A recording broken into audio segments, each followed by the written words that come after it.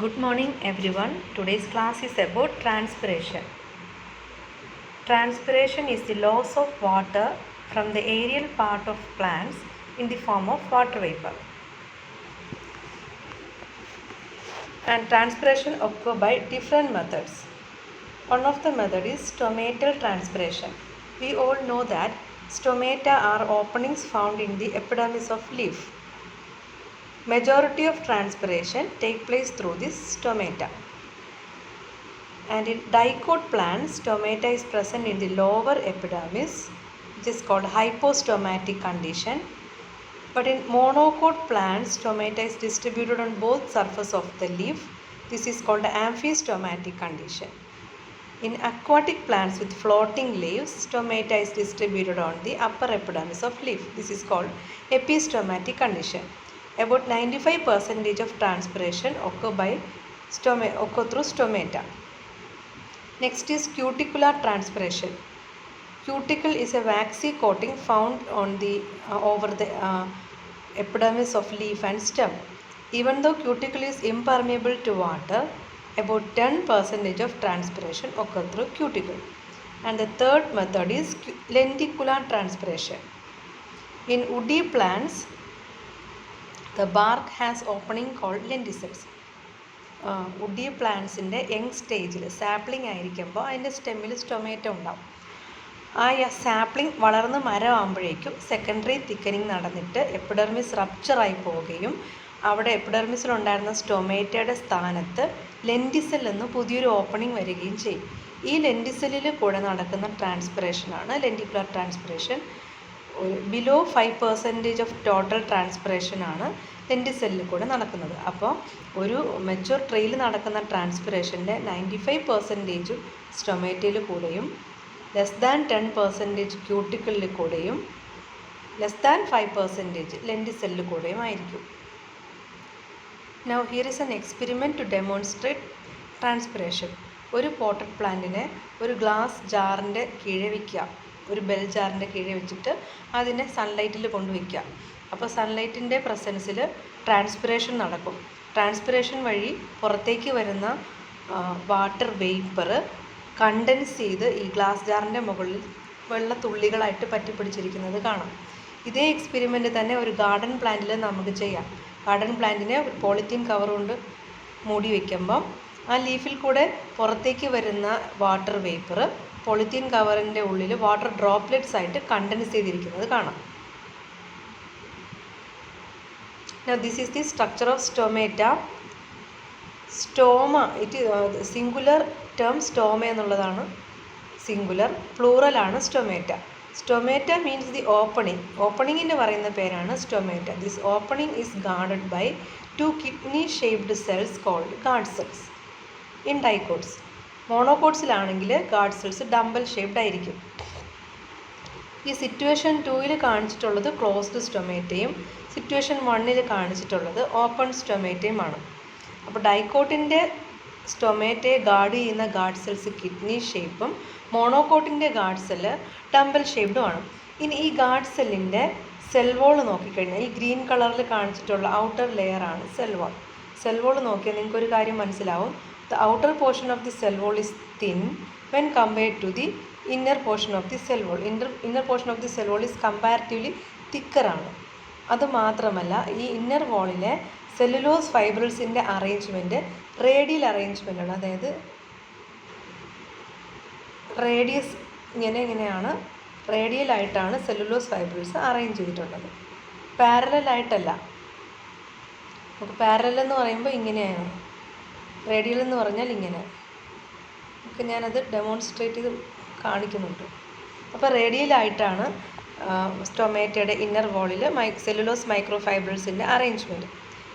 ഈ guard cell ടർജിഡ് ആയിരിക്കുന്ന സമയത്താണ് സ്റ്റോമ ഓപ്പൺ ചെയ്യുന്നത്. ഗാർഡ് സെൽ ഫ്ലാസിഡ് ആയിരിക്കുമ്പോൾ സ്റ്റോമ ക്ലോസ്ഡ് ആണ്. ഇതൊരു ഫ്ലാസിഡ് ആയിട്ടുള്ള ഗാർഡ് സെല്ലാണ്, അതായത് വെള്ളമൊന്നും നിറഞ്ഞിട്ടില്ല, അതൊരു വാടിയ ഗാർഡ് സെല്ലാണ്. This is flaccid guard cell and the stomata is closed here. Turgid കണ്ടീഷനിൽ ഗാർഡ് സെൽ എക്സ്പാൻഡ് ചെയ്യുമ്പോഴേക്കും due to the differential thickening of the cell wall ഈ നടുവിലുള്ള സെല്ലുലോസ് റേഡിയലി അറേഞ്ച്ഡ് ആയിട്ടുള്ള സെല്ലുലോസ് ഫൈബ്രിൽസ് പുൾ അപ്പാർട്ട് ചെയ്യുമ്പോഴേക്കും നടുവിൽ കാണുന്ന stomata open ആവും. Here is the scanning electron micrographic view of stomata. ഇത് അപ്പർ എപ്പിഡെർമിസ് ആണ്, ലോവർ എപ്പിഡെർമിസ് ആണ് ലീഫിൻ്റെ. ഈ കാണുന്ന സെൽസ് എല്ലാം എപ്പിഡെർമൽ സെൽസ് ആണ്. എപ്പിഡെർമൽ സെല്ലിൻ്റെ ഒരു മോഡിഫിക്കേഷനാണ് സ്റ്റൊമേറ്റ. ഈ ഡാർക്ക് കളറിൽ കാണുന്നതാണ് സ്റ്റൊമേറ്റ, അല്ലാതെ കാണുന്നതെല്ലാം എപ്പിഡെർമൽ സെൽസാണ്. എപ്പിഡെർമൽ സെൽസിൽ നിന്നും സ്റ്റൊമേറ്റയ്ക്കുള്ളൊരു ഡിഫറൻസ് എന്താണെന്ന് പറഞ്ഞാൽ, ഒന്നതിൻ്റെ ഷേപ്പ് കിഡ്നി ഷേപ്പായിരിക്കും. രണ്ടാമത്തെ കാര്യം, മറ്റ് എപ്പിഡെർമൽ സെൽസിൽ ക്ലോറോപ്ലാസ്റ്റ് ഇല്ല, whereas in stomata chloroplast is present. അതുകൊണ്ടാണ് സ്റ്റൊമേറ്റയ്ക്ക് ഡാർക്ക് ഗ്രീൻ കളർ. ഇതിൽ നമുക്ക് ബ്ലാക്ക് ആയിട്ടാണ് കാണാൻ സാധിക്കുന്നത്. അപ്പോൾ മറ്റ് എപ്പിഡെർമൽ സെല്ലിനെ അപേക്ഷിച്ച് സ്റ്റൊമേറ്റയ്ക്കല്ല ഗാർഡ് സെല്ലിന് ക്ലോറോപ്ലാസ്റ്റ് സെല്ലുണ്ടെന്നുള്ളത്, ക്ലോറോപ്ലാസ്റ്റ് ഉണ്ടെന്നുള്ള കാര്യം പ്രത്യേകം നോട്ട് ചെയ്യേണ്ടതാണ്. ഇത് ഒരു ക്ലോസ്ഡ് സ്റ്റൊമേറ്റയുടെയും ഓപ്പൺ സ്റ്റൊമേറ്റയുടെയും വ്യൂ ആണ്. This is open stomata. ഈ ഗാർഡ് സെല്ല് ഇവിടെ ടർജിഡ് ആണ്. ഗാർഡ് സെല്ല് കിഡ്നി ഷേപ്പ് ഓരോന്നായിട്ട് നോക്കുമ്പോഴാണ് കിഡ്നി ഷേപ്പ്. ഇതിപ്പോൾ രണ്ടും കൂടെ ചേർന്നിട്ട് ഓവൽ ഷേപ്പ് പോലെയാണ് നമുക്ക് തോന്നുന്നത്. നടുവിലുള്ള ആ ഓപ്പണിംഗ് കാണാം. ഇവിടെ ഓപ്പണിംഗ് ക്ലോസ്ഡ് ആണ്, സ്റ്റൊമേറ്റ ക്ലോസ്ഡ് ആണ്. ഇനി ഈ ഗാർഡ് സെല്ലിനെ ചേർന്ന് നിൽക്കുന്ന, അതായത് ഗാർഡ് സെല്ലിനെ ടച്ച് ചെയ്ത് നിൽക്കുന്ന സറൗണ്ടിങ് ആയിട്ടുള്ള എപ്പിഡെർമൽ സെൽസിനെയാണ് സബ്സിഡിയറി സെൽസ് എന്ന് പറയുന്നത്. നോക്കൂ, ഇതൊരു സബ്സിഡിയറി സെല്ലാണ്, ഇത് മറ്റൊരു സബ്സിഡിയറി സെല്ലാണ്, ഇതടുത്ത സബ്സിഡിയറി സെല്ല്, ഇതും ഒരു സബ്സിഡിയറി സെൽ. ഗാർഡ് സെല്ലിനെ ടച്ച് ചെയ്ത് നിൽക്കുന്ന സറൗണ്ടിങ് എപ്പിഡെർമൽ സെൽസിനെയാണ് സബ്സിഡിയറി സെൽസ് എന്ന് പറയുന്നത്. Now let us see the mechanism of stomatal transpiration. Stomata കാണുന്നത് ലീഫിൻ്റെ ലോവർ എപ്പിഡെർമിസ് ആണ്. ഇതൊരു ലീഫിൻ്റെ ക്രോസ് സെക്ഷനാണ് കാണിച്ചിട്ടുള്ളത്. This is the upper epidermis. Stomata ഇവിടെ കാണുന്നില്ല. This is the lower epidermis which is interrupted by openings. Stomata ഇടയ്ക്കിടയ്ക്ക് കാണാം. അപ്പർ എപ്പിഡെർമിസിൻ്റെ താഴെ ക്ലോറോഫിൽ കണ്ടെയ്നിങ് ആയിട്ടുള്ള മീസോഫിൽ സെൽസ് ഉണ്ട്. ഈ ഇലോങ്ങേറ്റഡ് മീസോഫിൽ സെൽസിനെ പാലിസേഡ് ടിഷ്യൂ എന്നും റൗണ്ട് ഷേപ്ഡ് ആയിട്ടുള്ള മീസോഫിൽ സെൽസിന് സ്പോഞ്ചി ടിഷ്യൂ എന്നും പറയും. നമ്മൾ ഫസ്റ്റ് ഇയർ ഡീറ്റെയിൽ ആയിട്ട് പഠിച്ചിട്ടുള്ളതാണ്. പിന്നെ ലീഫിൻ്റെ വെയിൻ റെപ്രസെൻ്റ് ചെയ്യുന്നത് വാസ്കുലർ ബണ്ടിലാണ്. വാസ്കുലർ ബണ്ടിൽ ഷീത്തുണ്ട്, covered by a bundle sheath. സൈലമുണ്ട്, താഴെ ഫ്ലോയമുണ്ട്. അപ്പോൾ ലീഫിൽ വാട്ടർ എത്തുന്നത് സൈലത്തിൽ കൂടെയാണ്. സൈലത്തിൽ നിന്നും വാട്ടർ ഡിഫ്യൂസ് ചെയ്ത് ഇൻ്റർസെല്ലുലാർ സ്പേസസിൽ എത്തും. അപ്പോൾ ഇൻ്റർസെല്ലുലാർ സ്പേസസിൽ ഹൈ വാട്ടർ വേപ്പർ കണ്ടൻ്റാണ്. ഇവിടെ നോക്കിയാൽ അറിയാം, സ്പോഞ്ചി ടിഷ്യൂ ലൂസ്ലി അറേഞ്ച്ഡ് ആണ്. ഇതിൻ്റെ ഇടയ്ക്ക് ധാരാളം ഇൻ്റർസെല്ലുലാർ സ്പേസസ് ഉണ്ട്. സൈലത്തിൽ നിന്നും വെള്ളം ഡിഫ്യൂസ് ചെയ്തിട്ട് ഇൻ്റർസെല്ലുലാർ സ്പേസിൽ എത്തുകയാണ്. ഈ ഇൻ്റർസെല്ലുലാർ സ്പേസിലുള്ള വാട്ടർ തന്നെ ഗാർഡ് സെല്ലും അബ്സോർബ് ചെയ്യും. ഗാർഡ് സെല്ല് വാട്ടർ അബ്സോർബ് ചെയ്യുമ്പോൾ അത് ടർജിഡ് ആവും, വീർക്കുമ്പോൾ അതിൻ്റെ വാൾസ് ഫുൾ അപ്പാർട്ട് ചെയ്യും. അങ്ങനെ സ്റ്റൊമേറ്റ ഓപ്പൺ ചെയ്യുമ്പോൾ ഈ വാട്ടർ വേപ്പർ ഡിഫ്യൂസ് ചെയ്ത് സ്റ്റൊമേറ്റയിൽ കൂടെ അറ്റ്മോസ്ഫിയറിലേക്ക് ഡിഫ്യൂസ് ചെയ്യുകയാണ്. അപ്പോൾ അറ്റ്മോസ്ഫിയറിൽ വാട്ടർ വേപ്പർ കണ്ടൻറ്റ് വളരെ ലോ ആണെന്ന് ആലോചിക്കണം. സെല്ലിൻ്റെ ലീഫിനകത്തുള്ള ഇൻ്റർസെല്ലുലാർ സ്പേസസിൽ ഹൈ വാട്ടർ വേപ്പർ കണ്ടൻറ്റ്. അപ്പോൾ സ്വാഭാവികമായിട്ടും വാട്ടർ പൊട്ടൻഷ്യൽ അനുസരിച്ച് വെള്ളം അതിൻ്റെ കോൺസെൻട്രേഷൻ കൂടിയ ഭാഗത്ത് നിന്നും, അതായത് വാട്ടർ വേപ്പർ ഏറ്റവും കൂടിയ ഭാഗത്ത് നിന്നും വാട്ടർ വേപ്പർ ഏറ്റവും കുറഞ്ഞ ഭാഗത്തേക്ക് ഡിഫ്യൂസ് ചെയ്യുക. ഇതേ ഓപ്പൺ സ്റ്റൊമേറ്റയിൽ കൂടെ തന്നെ കാർബൺ ഡൈ ഓക്സൈഡും ഉള്ളിലേക്ക് ഡിഫ്യൂസ് ചെയ്യുന്നുണ്ട് at the same time. Carbon ഡൈ ഓക്സൈഡിനാണെങ്കിൽ അറ്റ്മോസ്ഫിയറിൽ കോൺസെൻട്രേഷൻ കൂടുതലും ഇൻ്റർസെല്ലുലാർ സ്പേസിൽ കോൺസെൻട്രേഷൻ കുറവുമാണ്. അപ്പോൾ കാർബൺ ഡൈ ഓക്സൈഡ് അകത്തേക്കും കയറുന്നു, വാട്ടർ വേപ്പർ പുറത്തേക്കും വരുന്നു. These two process take place along concentration gradient അനുസരിച്ചിട്ടാണ്. കോൺസെൻട്രേഷൻ കൂടിയ ഭാഗത്ത് നിന്നും കുറഞ്ഞ ഭാഗത്തേക്ക് പോവുകയാണ്. And this process does not require any energy. Concentration gradient അനുസരിച്ച് നടക്കുന്ന ഒരു പ്രോസസ്സിന് എനർജി ആവശ്യമില്ല. Now here are some theories explaining the movement of stomata. First theory is starch-sugar interconversion theory, which is proposed by Sayre and Scarth and modified by Stewart. ഈ theory പറയുന്നത് guard സെല്ലിൽ chloroplast ഉണ്ടെന്ന് പറഞ്ഞു അല്ലേ. പകൽ സമയത്ത് ലൈറ്റിൻ്റെ പ്രസൻസിൽ ക്ലോറോപ്ലാസ്റ്റിൽ ഫോട്ടോസിന്തസിസ് നടക്കും. ഫോട്ടോസിന്തസിസിൻ്റെ പ്രോഡക്റ്റ് ആയിട്ടുള്ള സ്റ്റാർച്ചിനെ ഉടനെ തന്നെ കൺവേർട്ട് ചെയ്ത് ഗ്ലൂക്കോസ് 1-ഫോസ്ഫേറ്റ് ആക്കി മാറ്റുകയാണ് with the help of enzyme starch phosphorylase. അപ്പോൾ സ്റ്റാർച്ചിനെ ഗ്ലൂക്കോസ് 1-ഫോസ്ഫേറ്റ് ആയിട്ട് കൺവേർട്ട് ചെയ്യുന്നു. ദിസ് ഗ്ലൂക്കോസ് 1-ഫോസ്ഫേറ്റ് ഗാർഡ് സെല്ലിൻ്റെ ഉള്ളിലുള്ള വാക്യൂളിന് ഉള്ളിലുള്ള സെൽ സാപ്പിൽ, ഗാർഡ് സെല്ലിൽ ക്ലോറോപ്ലാസ്റ്റും വാക്യൂളും എല്ലാ ഓർഗനൽസും ഉണ്ട്. അപ്പോൾ ഗാർഡ് സെല്ലിൽ ഉണ്ടാകുന്ന ഈ ഗ്ലൂക്കോസ് 1-ഫോസ്ഫേറ്റ്, അതായത് ഫോട്ടോസിന്തസിസിൻ്റെ പ്രോഡക്റ്റ് ആയിട്ടുള്ള സ്റ്റാർച്ചിനെ കൺവെർട്ട് ചെയ്തുണ്ടായ ഗ്ലൂക്കോസ് 1-ഫോസ്ഫേറ്റ് അതിൻ്റെ ഉള്ളിലെ സെൽ സാപ്പിൽ, വാക്യൂളിലുള്ള സെൽ സാപ്പിൽ ഡിസോൾവ് ചെയ്യുമ്പം വാക്യൂളിനകത്തുള്ള ഓസ്മോട്ടിക് പൊട്ടൻഷ്യൽ അല്ല കേട്ടോ, ഓസ്മോട്ടിക് പ്രഷറാണ്, ഇത് കറക്റ്റ് ചെയ്തോളാം കേട്ടോ. ഓസ്മോട്ടിക് പ്രഷർ കൂടുകയും, ഓസ്മോട്ടിക് പ്രഷർ എന്ന് പറഞ്ഞാൽ ദാഹമാണെന്ന് പറഞ്ഞല്ലേ, ഒരു സൊല്യൂട്ട് വാട്ടറിൽ ഡിസോൾവ് ചെയ്യുമ്പോൾ അവിടെ ദാഹം ഉണ്ടാവുകയാണ്, ഓസ്മോട്ടിക് പ്രഷർ ഉണ്ടാവുകയാണ്. അപ്പോൾ അതെന്ത് ചെയ്യും, ദാഹം കാരണം അടുത്തുള്ള സെൽസിൽ നിന്നെല്ലാം വാട്ടർ അകത്തേക്ക് വലിച്ചെടുക്കും, വാട്ടർ അബ്സോർബ് ചെയ്യുമ്പോഴേക്കും അത് വീർക്കും, വെള്ളം കുടിച്ച് വീർക്കും, ടർജിഡിറ്റി ഇൻക്രീസ് ചെയ്യും.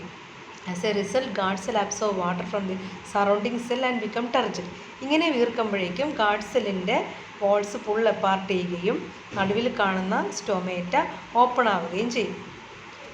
ഈ തിയറിയെ സ്റ്റീവാർഡ് മോഡിഫൈ ചെയ്തിട്ടുള്ളത് എങ്ങനെയാണെന്ന് നോക്കാം. According to Steward, the presence of glucose 6-ഫോസ്ഫേറ്റ് will not cause any change in osmotic pressure. ഒരു ചെറിയ തെറ്റ് കൂടെ ഉണ്ട്, ഗ്ലൂക്കോസ് 1-ഫോസ്ഫേറ്റ് ആണ് കേട്ടോ. ഗ്ലൂക്കോസ് 1-ഫോസ്ഫേറ്റോ 6-ഫോസ്ഫേറ്റോ എന്തായാലും ഒരു ഫോസ്ഫേറ്റ് മോളിക്യൂളേ ഉള്ളൂ. ചില സ്ഥലങ്ങളിൽ 1-ഫോസ്ഫേറ്റ് എന്നും പറയുന്നുണ്ട്, ചിലയിടത്ത് 6-ഫോസ്ഫേറ്റ് എന്നും പറയുന്നുണ്ട്, രണ്ടും എഴുതാം. ഈ ഗ്ലൂക്കോസിനെ ഫോസ്ഫോറിലേറ്റ് ചെയ്ത ഫോമിൽ, അതായത് ഗ്ലൂക്കോസ് 6-ഫോസ്ഫേറ്റിന് ഓസ്മോട്ടിക് പ്രഷർ ഇൻക്രീസ് ചെയ്യാനുള്ള കഴിവില്ല എന്നാണ് സ്റ്റീവാർഡ് പറഞ്ഞത്. ഓസ്മോട്ടിക് പ്രഷർ ഇൻക്രീസ് ചെയ്യണമെങ്കിൽ ഗ്ലൂക്കോസ് 6-ഫോസ്ഫേറ്റിനെ മോർ സോളിബിൾ ഫോമിലേക്ക് കൺവേർട്ട് ചെയ്യണം. ഈ മോർ സോളിബിൾ ഫോം എന്ന് പറയുന്നത് ഗ്ലൂക്കോസ് ആണ്. ഹി സജസ്റ്റഡ് ദാറ്റ് ഗ്ലൂക്കോസ് 6-ഫോസ്ഫേറ്റ് has to be converted to glucose and organic phosphate with the help of the enzyme phosphatase എന്ന് പറയുന്ന എൻസൈമിൻ്റെ ഹെൽപ്പിൽ ഗ്ലൂക്കോസ് 6-ഫോസ്ഫേറ്റിനെ ഗ്ലൂക്കോസായിട്ടും ഓർഗാനിക് ഫോസ്ഫേറ്റ് ആയിട്ടും കൺവേർട്ട് ചെയ്യണം. ഇവിടെ കാണിച്ചിട്ടുണ്ട്, ഗ്ലൂക്കോസായിട്ടും ഇനോർഗാനിക് ഫോസ്ഫേറ്റ് ആയിട്ടും. IP എന്ന് പറഞ്ഞാൽ ഇനോർഗാനിക് ഫോസ്ഫേറ്റ്. ഗ്ലൂക്കോസ് 6-ഫോസ്ഫേറ്റിനെ ഗ്ലൂക്കോസായിട്ടും ഇനോർഗാനിക് ഫോസ്ഫേറ്റ് ആയിട്ടും കൺവേർട്ട് ചെയ്യുകയാണ് with help of the enzyme phosphatase. ഈ ഗ്ലൂക്കോസാണ് വാക്യൂളിനുള്ളിലുള്ള സെൽ സാപ്പിൽ ഡിസോൾവ് ചെയ്തിട്ട് ഓസ്മോട്ടിക് പ്രഷർ കൂട്ടുന്നത്. ഓസ്മോട്ടിക് പ്രഷർ കൂട്ടുമ്പോഴേക്കും സ്റ്റൊമേറ്റ ഓപ്പൺ ആവും. ഈ സ്റ്റൊമേറ്റ ഓപ്പൺ ആവാനുള്ള കണ്ടീഷനാണ് ഇത്രയും പറഞ്ഞിട്ടുള്ളത്. ഇനി സ്റ്റൊമേറ്റ ക്ലോസ്ഡ് ആവുന്ന എപ്പോഴാണെന്ന് നോക്കാം. നൈറ്റ് ടൈമിൽ ഗ്ലൂക്കോസ് 6-ഫോസ്ഫേറ്റിനെ നൈറ്റ് ടൈമിൽ ഗ്ലൂക്കോസിനെ വീണ്ടും ഗ്ലൂക്കോസ് 1-ഫോസ്ഫേറ്റ് ആയിട്ട് കൺവേർട്ട് ചെയ്യുകയാണ് with help of the enzyme hexokinase. ഇപ്പോൾ ഗ്ലൂക്കോസ് 1-ഫോസ്ഫേറ്റ് ആയിട്ട് കൺവേർട്ട് ചെയ്യണമെങ്കിൽ ഫോസ്ഫേറ്റ് ഗ്രൂപ്പ് വേണം, അല്ലെ ഫോസ്ഫോറിലേറ്റ് ചെയ്യണം. ATP ആണ് അവിടെ ഫോസ്ഫേറ്റ് ഡൊണേറ്റ് ചെയ്യുന്നത്. So energy is required for this process. പകൽ സമയത്ത് ഈ ഗ്ലൂക്കോസ് 1-ഫോസ്ഫേറ്റിനെ ഗ്ലൂക്കോസ് 6-ഫോസ്ഫേറ്റ് ആവും. ഇതൊരു മ്യൂട്ടാ റൊട്ടേഷൻ എന്ന് പറയും പ്രോസസ്സിന്. ഒന്നാമത്തെ കാർബൺ ആറ്റത്തിലുള്ള ഫോസ്ഫേറ്റിനെ 6ാമത്തെ കാർബൺ ആറ്റത്തിലേക്ക് മാറ്റുന്നു, അത്രയേ ഉള്ളൂ. ഈ സ്റ്റെപ്പ് നിങ്ങൾക്ക് വേണമെങ്കിൽ ഇത് സ്കിപ്പ് ചെയ്യാന്നുള്ളതേ ഉള്ളൂ. അപ്പോൾ ഈ തിയറി മനസ്സിലായില്ലേ? ഡേ ടൈമിൽ ഫോസ്ഫോറിലേറ്റഡ് ഗ്ലൂക്കോസിനെ കൺവേർട്ട് ചെയ്ത് ഗ്ലൂക്കോസും ഇനോർഗാനിക് ഫോസ്ഫേറ്റുമായിട്ട് രണ്ടായിട്ട് മാറ്റുന്നു. നൈറ്റ് ടൈമിൽ ഗ്ലൂക്കോസിനെ വീണ്ടും ഫോസ്ഫോറിലേറ്റ് ചെയ്ത് ഗ്ലൂക്കോസ് 1-ഫോസ്ഫേറ്റ് ആക്കുന്നു. However, this theory is not universally applicable. ഇനി രണ്ടാമത്തെ theory potassium ion transport theory എന്നോ active proton potassium ion exchange pump എന്നോ പറയാം. This theory was proposed by Levitt in 1974. Levitt പറഞ്ഞത് ഡേ ടൈമിൽ റെസ്പിറേഷൻ നടക്കും, അല്ലെ, സെല്ലിൽ ഗ്ലൈക്കോളിസിസ് നടക്കും, ക്രെബ്സ് സൈക്കിൾ നടക്കും, ATP പ്രൊഡക്ഷൻ ഉണ്ടാവും ഡേ ടൈമിൽ.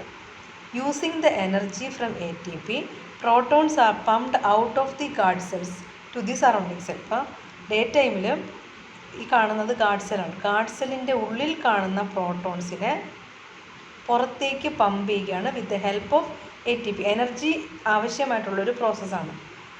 അപ്പോൾ പ്രോട്ടോൺസ് പുറത്തേക്ക് പമ്പ് ചെയ്തപ്പോൾ ആ ഇലക്ട്രിക് പൊട്ടൻഷ്യൽ ബാലൻസ് ചെയ്യാൻ വേണ്ടി സിമിലർ ചാർജുള്ള പോസിറ്റീവ് ചാർജുള്ള പൊട്ടാസ്യം അയോൺസ് അകത്തേക്ക് കയറുകയാണ്. In turn, potassium ions are pumped back to the guard cell. As a result, potassium ion accumulate in the guard cell. ഇപ്പോൾ ഗാർഡ് സെല്ലിൻ്റെ ഉള്ളിൽ പൊട്ടാസ്യം അയോണിൻ്റെ ഒരു അക്യുമുലേഷൻ ഉണ്ട്. പൊട്ടാസ്യം അയോൺ വളരെ കൂടിയ കോൺസെൻട്രേഷനിലുണ്ട്.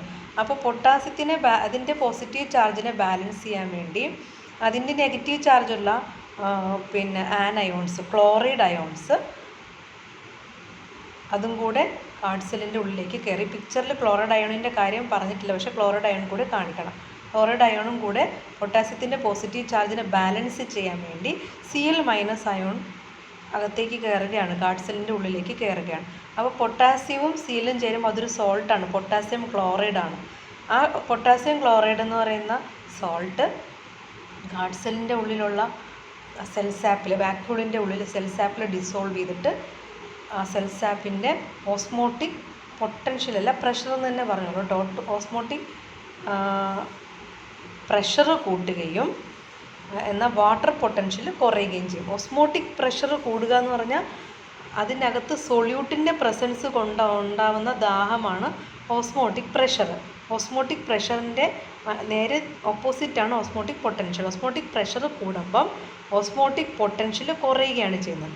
ഓസ്മോട്ടിക് പൊട്ടൻഷ്യൽ തന്നെയാണ് വാട്ടർ പൊട്ടൻഷ്യൽ. അപ്പോൾ Cl- അയോൺസ് സെൽ സാപ്പിൽ ഡിസോൾവ് ചെയ്യുമ്പോഴേക്കും ഓസ്മോട്ടിക് പ്രഷറും DPDയും കൂടും. കറക്റ്റ് തന്നെ, ഇതിൽ പറഞ്ഞിട്ടുള്ള പോയിന്റ് കറക്റ്റ് തന്നെയാണ് കേട്ടോ. ഓസ്മോട്ടിക് പ്രഷറും DPDയും ഇൻക്രീസ് ചെയ്യുകയും at the same time water potential അല്ലെങ്കിൽ ഓസ്മോട്ടിക് പൊട്ടൻഷ്യൽ കുറയുകയും ചെയ്യും. അപ്പോൾ ദാഹം കൂടി വാക്യുലർ സാപ്പിൻ്റെ ഉള്ളിൽ ദാഹം കൂടിയപ്പോൾ അതെന്ത് ചെയ്യും, ഗാർഡ് സെൽ അടുത്ത് കാണുന്ന സെൽസിൽ നിന്നും വാട്ടർ സക്ക് ചെയ്യും, വാട്ടർ അബ്സോർബ് ചെയ്തെടുക്കും. അപ്പോഴേക്കും അതിൻ്റെ ടർജിഡിറ്റി കൂടുകയും ടർജിഡിറ്റി കൂടുമ്പോഴേക്കും അതിൻ്റെ സെൽ വോള് പുൾ അപ്പാർട്ട് ചെയ്യുകയും സ്റ്റൊമേറ്റ ഓപ്പൺ ചെയ്യുകയും ചെയ്യും.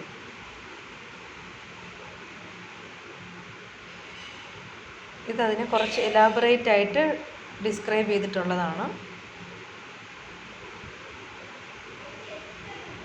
കുറച്ചുകൂടെ ഡീറ്റെയിൽഡ് ആയിട്ടാണ്. ഇൻക്രീസ്ഡ് അയോണിക് കോൺസെൻട്രേഷൻ ഉണ്ടാവും. പൊട്ടാസ്യം അയോണും Cl- അയോണും അതിൻ്റെ വാക്യുലർ സാപ്പിലുള്ള അയോണിക് കോൺസെൻട്രേഷൻ ഇൻക്രീസ് ചെയ്യും. സെൽ സാപ്പിൽ ഡിസോൾവ് ചെയ്യുമ്പോഴേക്കും ഓസ്മോട്ടിക് പ്രഷർ കൂടും, വാട്ടർ പൊട്ടൻഷ്യൽ കുറയും. അങ്ങനെ ഇരിക്കുമ്പോഴേക്കും ഗാർഡ് സെൽ എന്ത് ചെയ്യും, തൊട്ടടുത്ത സെൽസിൽ നിന്നും സബ്സിഡിയറി സെൽസിൽ നിന്നൊക്കെ വാട്ടർ അബ്സോർബ് ചെയ്യുന്നു. അതിൻ്റെ turgidity guard cell GC for guard സെല്ലിൻ്റെ ടർജിഡിറ്റി കൂടുന്നു. ഈ തിയറി പ്രൊപ്പോസ് ചെയ്തത് ലെവിറ്റാണ്. ഇവിടെ മറ്റു കുറച്ച് കാര്യങ്ങൾ പറയുന്നുണ്ട്. ഗാർഡ് സെല്ലിൻ്റെ അകത്ത് നടക്കുന്ന ഫോട്ടോസിന്തസിസിൻ്റെ ക്ലോറോപ്ലാസ്റ്റിൽ നടക്കുന്നു ഫോട്ടോസിന്തസിസ്. ഗ്ലൂക്കോസ് ഉണ്ടാകുന്നു, ഗ്ലൂക്കോസിനെ ഫോസ്ഫോയിനോ പൈറുവിക് ആസിഡ് ആക്കുന്നു, PP ഓക്സാലോ അസറ്റിക് ആസിഡ് ആവുന്നു, മാലിക് ആസിഡ് ആവുന്നു. മാലിക് ആസിഡ് നിന്നാണ് ആസിഡ് എപ്പോഴും പ്രോട്ടോൺ ഡോണറാണ്. മാലിക് ആസിഡ് ഡൊണേറ്റ് ചെയ്യുന്നതാണ് ഇതിനകത്ത് കാണുന്ന പ്രോട്ടോൺസ്. ഈ പ്രോട്ടോൺസാണ് പമ്പ് ചെയ്ത് പുറത്തേക്ക് പോകുന്നത്. ഇത്രയും കാര്യങ്ങൾ നമ്മൾ പറഞ്ഞിട്ടില്ല, ഇത്രയും അവിടെ ബാക്ക്ഗ്രൗണ്ടിൽ നടക്കുന്നുണ്ട്. ഈ ബാക്ക്ഗ്രൗണ്ട് പ്രോസസ്സിൻ്റെ ഫലമായിട്ടാണ് പ്രോട്ടോൺസ് ഉണ്ടായത്. ഈ പ്രോട്ടോണിനെയാണ് പമ്പ് ചെയ്ത് പുറത്തേക്ക് പോയി. നോക്കൂ, ഈ പ്രോട്ടോൺ പമ്പ് നടക്കുമ്പോൾ ഇതിൻ്റെ മെംബ്രെയിനിൽ കാണുന്ന ATP സിന്തേസ് എന്ന് പറയുന്ന ഒരു എൻസൈം ഇതിലുണ്ടല്ലേ, നമ്മൾ F0 F1 പാർട്ടിക്കിൾ പറഞ്ഞില്ല, അതുപോലൊരു സംഗതി ഇവിടെയും ഉണ്ട്.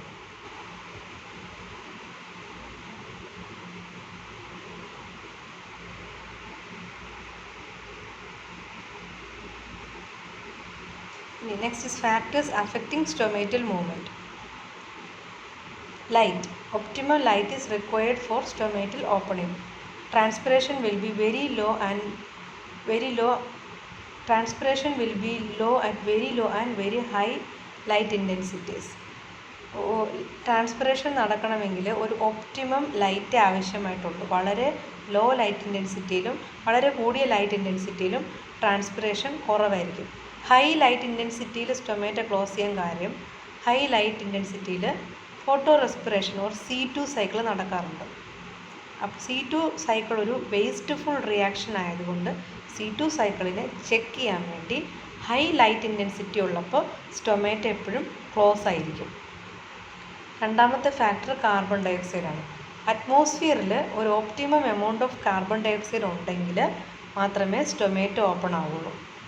ലീഫിൻ്റെ ഉള്ളിൽ കാർബൺ ഡയോക്സൈഡിൻ്റെ കോൺസെൻട്രേഷൻ കുറവും അറ്റ്മോസ്ഫിയറിൽ കാർബൺ ഡയോക്സൈഡിൻ്റെ കോൺസെൻട്രേഷൻ കൂടുതലുമായിരിക്കണം. എങ്കിൽ മാത്രമാണ് സ്റ്റൊമേറ്റ ഓപ്പൺ ചെയ്യുകയും കാർബൺ ഡയോക്സൈഡിനെ ഉള്ളിലേക്ക് എടുക്കുകയും ചെയ്യുന്നത്.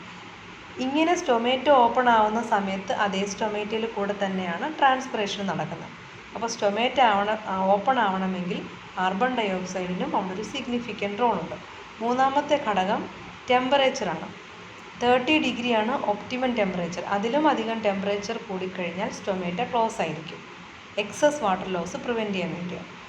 അടുത്ത കണ്ടീഷൻ വാട്ടർ ഡെഫിസിറ്റ് ആണ്. ആ പ്ലാന്റ് വളരുന്ന സോയിലിൽ ഒരു നിശ്ചിത അളവിൽ വെള്ളം ഉണ്ടെങ്കിൽ മാത്രമേ സ്റ്റൊമേറ്റ ടർജിഡ് ആയിരിക്കുള്ളൂ. പ്ലാന്റിന് ആ വെള്ളം വലിച്ചെടുത്ത് സ്റ്റൊമേറ്റയും ടർജിഡാക്കി വെക്കാൻ കഴിയണം. ഒരു വാടിയ പ്ലാന്റ്, അതായത് അതിൻ്റെ അർത്ഥം ആ പ്ലാന്റ് നിൽക്കുന്ന സോയിലിൽ വാട്ടർ കണ്ടൻറ്റ് കുറവാണെന്നാണ്. ഇങ്ങനെ വരുമ്പോൾ ആ പ്ലാന്റിൽ സ്ട്രെസ് ഹോർമോൺ ഉണ്ടാവും. അബ്സസിക് ആസിഡാണ് ആ സ്ട്രെസ് ഹോർമോൺ. ഈ സ്ട്രെസ് ഹോർമോൺ കാരണം ഗാർഡ് സെല്ല് ഫ്ലാസിഡ് ആയിരിക്കുകയും അതിൻ്റെ ഗാർഡ് സെല്ല് എപ്പോഴും സ്റ്റൊമേറ്റയെ ക്ലോസ് ആക്കി വെക്കുകയും ചെയ്യും. ഇനി ചില എക്സ്റ്റേണൽ ഫാക്ടേഴ്സ്, അതിലൊന്ന് അറ്റ്മോസ്ഫിയറിക് ഹ്യൂമിഡിറ്റിയാണ്. ഒരു മഴക്കാലത്ത് അറ്റ്മോസ്ഫിയറിലുള്ള വാട്ടർ വേപ്പറിൻ്റെ അളവ് വളരെ കൂടുതലായിരിക്കും. ലീഫിൻ്റെ ഉള്ളിൽ കാണുന്ന വാട്ടർ വേപ്പറിൻ്റെ അളവിനെ കഴിഞ്ഞും കൂടുതലായിരിക്കും അറ്റ്മോസ്ഫിയറിലുള്ള വാട്ടർ വേപ്പർ. അപ്പോൾ മഴക്കാലത്ത് സ്റ്റൊമേറ്റ ക്ലോസ് ആയിരിക്കും. ഇനി വിൻഡ് ജെൻ്റ്ലി ബ്ലോയിങ് വിൻഡ് എപ്പോഴും ട്രാൻസ്പിറേഷൻ റേറ്റ് കൂട്ടുകയും വയലൻ്റ് ആയിട്ടുള്ള വിൻഡ് ട്രാൻസ്പിറേഷൻ റേറ്റ് കുറയ്ക്കുകയും ചെയ്യും. കാര്യം അത് സ്റ്റൊമേറ്റൽ ഓപ്പണിങ്ങിനെ അത് ഇൻറ്ററപ്റ്റ് ചെയ്യും, സ്ട്രോങ് വിൻഡ്. ഇനി ചില ഇൻറ്റേർണൽ ഫാക്ടേഴ്സ്, പ്ലാന്റിൻ്റെ അനാറ്റമിക്കലായിട്ടും ഫിസിയോളജിക്കലായിട്ടുള്ള ചില ഫാക്ടേഴ്സിൽ ഒന്ന് സങ്കൺ സ്റ്റൊമേറ്റയാണ്. സങ്കൺ സ്റ്റൊമേറ്റ കാണുന്നത് സീറോഫൈറ്റിക് പ്ലാന്റ്സിലാണ്. നീരിയത്തിൽ നമ്മൾ കണ്ടിട്ടുണ്ടായിരിക്കും സങ്കൺ സ്റ്റൊമേറ്റ.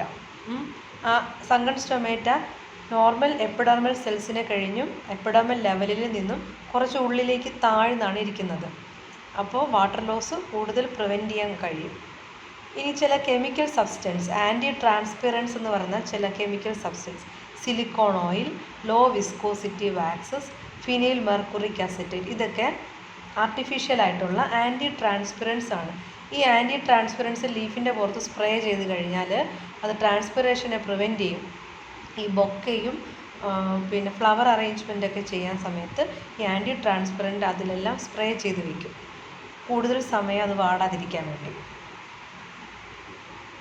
അടുത്ത പ്രോസസ്സ് ഗട്ടേഷനാണ്. ഗട്ടേഷൻ നിങ്ങൾ ഡീറ്റെയിൽഡ് ആയിട്ട് അനാട്ടമിയിൽ പഠിച്ചിട്ടുണ്ടായിരിക്കും, എന്നാലും ഒന്ന് മെൻഷൻ ചെയ്യാം.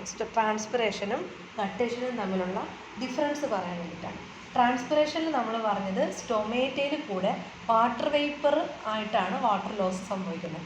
പക്ഷേ ഗട്ടേഷനിൽ നടക്കുന്നത് വാട്ടർ സ്റ്റൊമേറ്റ എന്ന് പറയുന്ന ഓപ്പണിങ്, നോർമൽ സ്റ്റൊമേറ്റ അല്ല, വാട്ടർ സ്റ്റൊമേറ്റ. ഈ വാട്ടർ സ്റ്റൊമേറ്റ ഹൈഡത്തോടെന്നും ഇതിനൊരു പേരുണ്ട് കേട്ടോ. എപ്പോഴും ഓപ്പൺഡ് ആയിരിക്കും. It is not guarded by any guard cell. പക്ഷേ ഇവിടെ ഒരു ഗാർഡ് സെൽ എന്ന് കാണിച്ചിട്ടുണ്ട്, പക്ഷേ എപ്പോഴും ഈ ഗാർഡ് സെല്ല് ഓപ്പൺ ആയിരിക്കും, ഒരിക്കലും ക്ലോസ് ആവുന്നില്ല. വാട്ടർ സ്റ്റൊമേറ്റയിൽ കൂടെ വാട്ടറായിട്ടാണ് നഷ്ടമാവുന്നത്, വാട്ടർ വേപ്പറായിട്ടല്ല. വാട്ടറും അതിലുള്ള ഡിസോൾഡ് ആയിട്ടുള്ള മിനറൽ സോൾട്സും ചേർന്നിട്ട് വാട്ടർ സ്റ്റൊമേറ്റയിൽ കൂടെ പുറത്തേക്ക് വരികയാണ്. ട്രാൻസ്പിറേഷനിലാണെങ്കിൽ വാട്ടർ വേപ്പർ മാത്രമാണ് വരുന്നത്. പക്ഷേ ഗട്ടേഷനിലാണെങ്കിൽ water plus ions, mineral ions നഷ്ടമാവുന്നുണ്ട്. ട്രാൻസ്പിറേഷൻ നടക്കുന്ന സ്റ്റൊമേറ്റയിൽ കൂടെ ആണെങ്കിൽ ഗട്ടേഷൻ നടക്കുന്നത് വാട്ടർ സ്റ്റൊമേറ്റ ഓർ ഹൈഡത്തോടിൽ കൂടെയാണ്. ഇനി മറ്റൊരു ഡിഫറൻസ്, സ്റ്റൊമേറ്റ ഡിസ്ട്രിബ്യൂട്ട് ചെയ്തിട്ടുള്ളത് എപ്പിഡെർമിസിൻ്റെ ലോവർ സർഫസിലാണ്. പക്ഷേ വാട്ടർ സ്റ്റൊമേറ്റ കാണുന്നത് ലീഫിൻ്റെ മാർജിനിലാണ്. ലീഫിൻ്റെ മാർജിനിൽ ഒരു ലീഫ് വെയിൻ വന്ന് എൻഡ് ചെയ്യുന്ന സ്ഥലത്താണ് വാട്ടർ സ്റ്റൊമേറ്റ ഓർ ഹൈഡത്തോട് കാണുന്നത്. ഇനി ഈ ഗട്ടേഷൻ ഒരു ഈവിൽ പ്രോസസ്സാണ്. കാര്യം ഈ ഗട്ടേഷൻ നടക്കുന്നത്, മറ്റൊരു ഡിഫറൻസ് കൂടെ ഉണ്ട്. ഗട്ടേഷൻ നടക്കുന്നത് ഏർലി മോർണിംഗിലാണ്.